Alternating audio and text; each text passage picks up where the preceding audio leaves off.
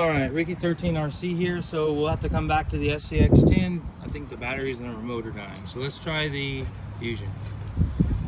Way better. I'll probably just have to do the SCX10 after I'm done with these two and switch the batteries from the remote because I had no control with the throttle response or anything. And the light was flashing on the remote. I don't know a lot about the SCX10s, but sorry guys, I'm trying to record and drive at the same time.